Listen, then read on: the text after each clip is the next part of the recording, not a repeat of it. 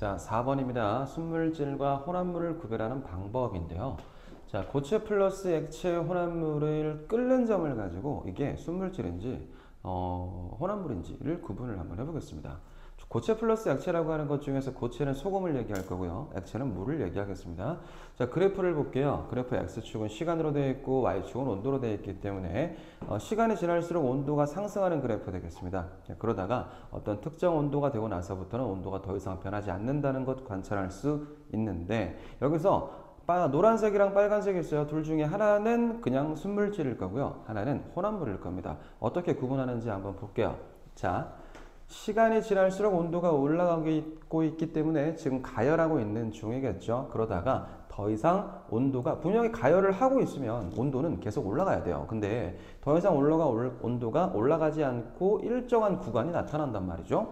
저 지점에서 어떻게 되고 있냐면 끓고 있다고 볼 수가 있습니다. 끓고 있다. 기화하고 있다. 액체가 기체로 바뀌고 있다. 상태 변화가 일어나고 있다. 전부 다 맞는 얘기입니다. 자, 볼게요. 자, 여기서 온도 변화가 더 이상 일어나지 않고 있는 구간, 이 구간을 순물질 중에서 얘를 물이라고 가정을 한다면 이 온도는 100도씨가 될 거예요. 100도씨라고 적어주겠습니다. 자, 그러면 분명히 가열을 하고 있기 때문에 온도가 올라가고 있어요. 근데 더 이상 올라가지 않는단 말이죠. 그러면 이때 상태 변화하고 있는데 이 에너지를 사용하고 있기 때문에 더 이상 온도가 올라가지 않습니다. 뭐 하고 있다? 기화하고 있다. 기화하고 있다. 그리고 상태 변화하고 있다. 상태 변화 중에서 기화겠죠. 자, 순물질들은 이렇게 나타납니다. 됐습니까? 상태 변화하는 중에는 온도가 변하지 않아야 해요. 그런데 혼합물 같은 경우 한번 볼게요. 아까 얘기했었죠? 고체는 소금 사용한다고 했고 액체는 물 사용한다고 했기 때문에 섞어놓은 소금물 되겠습니다. 소금물이고 얘는 혼합물이겠죠? 반대로 적었네. 괜찮습니다. 자, 소금물이고 얘는 혼합물입니다. 됐나요? 자, 특징 두 가지 관찰할 수 있어요. 그냥 물만 있을 때에는 100도씨에서 물이 끓었어요. 그런데 물에다가 소금을 집어넣어 놓으니까 100도씨보다 살짝 더 높은 온도에서 물이 끓기 시작하죠. 그쵸? 자, 여기 온도가 더 이상 올라가지 않는 것도 아니야. 온도가 원래 올라가면 안 돼요. 상태 변화하는데 에너지를 사용하기 때문에 온도가 일정하게 나타나야 되는데 혼합물인 경우는 끓는 동안에도 온도가 더 올라갑니다. 이게 혼합물의 특징 중에서 두 번째 되겠습니다. 자, 적어볼게요. 물에 끓는 전보다 높은 온도에서 끓는다. 온도에서 끓기 시작한다. 끓는다라고 하겠습니다. 끓는다. 두 번째는 끓는 중에도 온도는 계속 상승한다. 끓는 동안에도 온도는 상승한다. 자, 이렇게 순물질과 혼합물을 구별할 수 있겠습니다. 자, 이건 어디다가 많이 사용할 거냐 이거죠. 자, 그러면 생각을 해보자. 원래 물만 끓일 때는 100도씨에서 더 이상 온도가 올라가지 않는데, 근데 물의 온도를 더 높이고 싶어. 뭐 할 때? 라면 끓일 때 이거 사용하면 되죠. 라면 끓일 때 뭐부터 넣어야 됩니까? 당연히 물부터 넣어야 되겠죠? 그죠? 물 넣고 나서 면 넣고 스프 넣으면 될 거 아니니? 그치? 근데 스프하고 면 중에서 어떤 걸 먼저 넣어야 되냐 이거야. 자, 쌤 같은 경우는 전 면을 먼저 넣습니다. 물을 높이를 잘 못 맞추거든. 면을 넣고 나서 막 끓으면 물을 빼내기도 하고 더 집어넣기도 하거든. 근데 그렇게 끓이는 것보다 스프를 먼저 넣고 나서 시간이 좀 지났을 때 면을 넣는 게 면이 더 빨리 익어요. 그럼 왜 그렇게 되냐면, 자, 물을 넣었을 때 맹물을 끓이는 것보다 스프를 먼저 넣어서 소금물로 만드는 것이 온도를 더 높일 수가 있거든요. 그러니까 더 높은 온도에서 라면을 끓일 수가 있는 거야, 면을. 그러니까 빨리 익겠죠. 꼬들꼬들하게 익을 수가 있단 말이죠. 자, 그래서 라면 끓일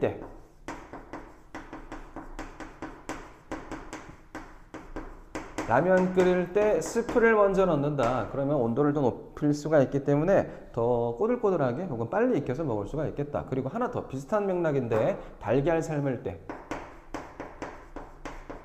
이게 뭐 쓸데없는 것 같지만 왜 이런 걸 얘기하냐면 시험 문제 이 지문이 그대로 나오거든요. 그러니까 적어 놓는 거니까 쓸데없다고 생각하지 말고 기억을 해 놓으세요. 달걀 삶을 때 어떤 성질을 이용하냐? 어떤 특성을 이용하냐? 끓는 점을 이용합니다. 끓는 점을 더 높이는 그 성질을 이용합니다. 라고 생각하면 됩니다. 달걀 삶을 때 이렇게 두 가지 되겠습니다. 자, 고체 플러스 액체 혼합물의 끓는 점을 구분해 봤습니다.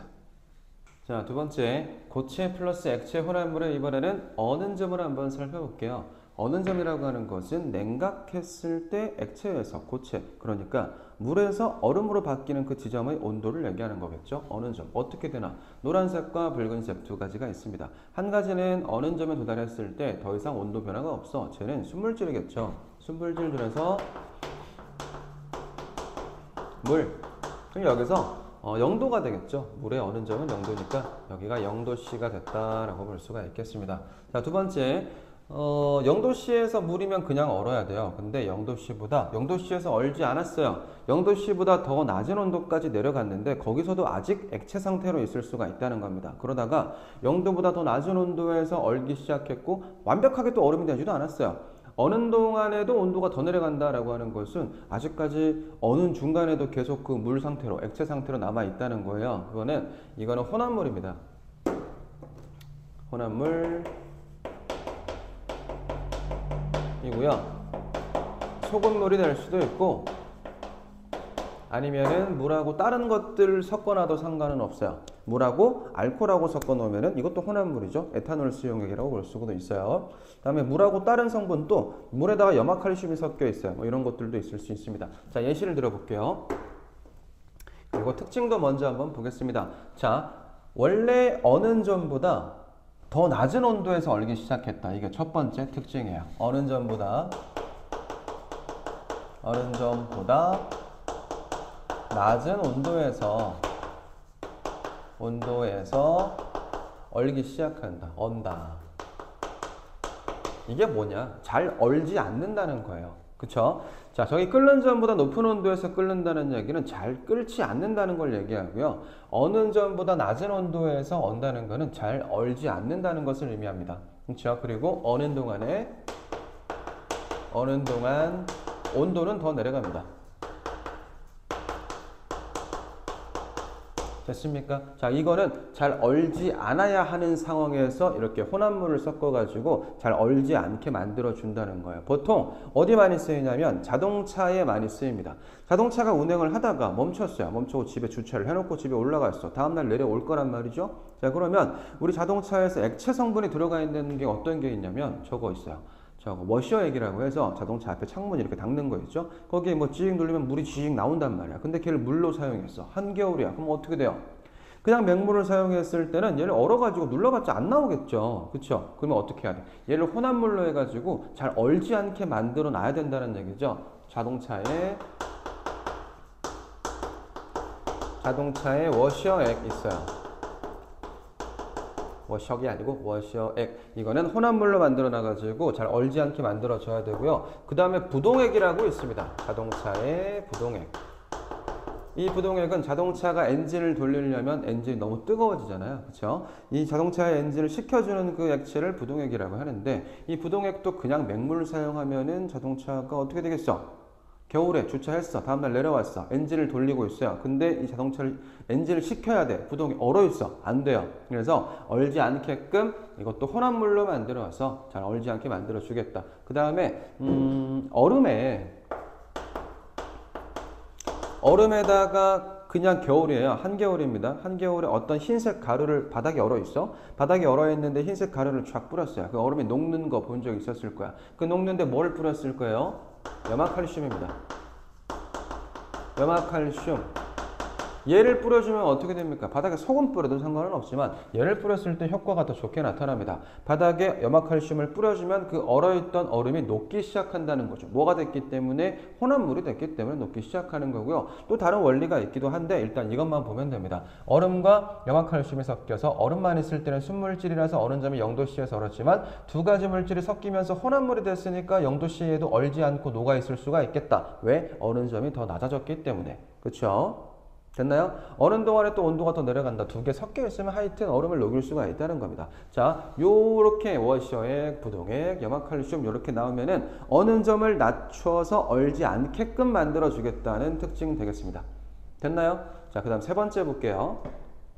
고체 플러스 고체 혼합물의 녹는 점이라고 되어 있어요. 이거는 끓는 점, 어는 점, 녹는 점 나왔어요. 녹는다라고 하는 것은 고체 상태에서 액체 상태로 바뀌는 그 지점을 녹는 점이라고 하죠. 그럼 이 두 가지 물질은 지금 고체 상태였을 거야. 자, 고체 상태에서 수평한 구간이 나왔다고 하는 것은 여기가 녹는 점이고요. 이 노란색 물질 같은 경우에도 어떤 고체가 있었는데 쭉 온도가 올라가다가 이 지점에 도달했을 때 더 이상 상태 변화가 더 이상 온도 변화가 없는 구간에서 상태 변화하고 있었을 건데 여기가 녹는 점이라는 겁니다. A라는 물질이 있고요. B라는 물질이 있어요. 각각의 녹는 점 여기 있단 말이죠. 됐나요? 자, 이건 두 가지 물질 다 순물질일 겁니다. 순물질 중에서 어떤 물질이냐면 하나는 보자. 하나는 나프탈렌이고요. 나프탈렌이 녹는 점이 조금 더 높습니다. 얘는 나트가 아니라 나프탈렌이고요. 얘는 파라다이 클로로벤젠, 파라다이 이런 물질이 있어요. 파라다이 클로로벤젠입니다. 자, 각각의 두 물질의 녹는 점은 이렇게 됐고 이렇게 됐어요. 그럼 이제 여기서부터 액체가 됐겠죠. 더 계속 가열하다 보면 얘는 기체가 될 수도 있을 거란 말이에요. 그런데 이 두 가지 물질을 섞었을 때 그러면 여기는 요 빨간색 기울겠죠. 얘는 A 플러스 B 두 개를 섞어놨다는 얘기입니다. 됐습니까? 이거 순물질, 얘도 순물질, 이 빨간색 물질 얘가 혼합물입니다. 이 두 가지 물질을 섞었어요. 그러면 녹는 점이 각각의 지점보다 어떻게 됐어요? 훨씬 낮아졌죠. 그쵸? 자, 그렇다는 것은 고체 플러스 고체 혼합물을 섞어 놓으면은 원래 녹는 지점보다 훨씬 낮은 온도에서 녹기 시작한다. 이겁니다. 됐나요? 자, 원래 녹는 점보다 각각의 물질의 녹는 점보다 더 낮은 온도에서 녹기 시작한다는 거예요. 그럼 잘 녹을 수 있다는 얘기죠. 그죠? 그 다음에 녹는 동안의 온도도 또 올라가겠죠. 녹는 동안 상태 변화하는 동안에도 온도는 올라갈 수 있습니다. 됐나요? 자, 그래서 고체 플러스 고체 혼합물을 어디에다가 사용할 수 있냐 이거죠. 그러면 일단 얘는 녹는 점이 낮아지기 때문에 더 잘 녹아야 되는 어떤 그 부분에 이걸 사용을 할 수가 있단 말이야. 일단 예를 들면은 땜납 있어요. 땜납 그리고 퓨즈. 자, 이게 뭔지부터 알아야 됩니다. 땜납이라고 하는 것은 어떤 전기회로와 전기회로를 연결해서 전류가 흐를 수 있게끔 만들어주게 풀 같은 역할을 한다고 생각하면 돼요. 인두를 가지고 납땜을 할 때 그 철사같이 생긴 땜납이 있어. 이 땜납에 조금만 온도를 가열하더라도 땜납이 녹아서 그 회로를 연결시켜주는 그 역할을 하는 거거든요. 얘 잘 녹아야 돼요. 녹여서 붙여야 되는데 녹지가 않으면 어떻게 되겠어?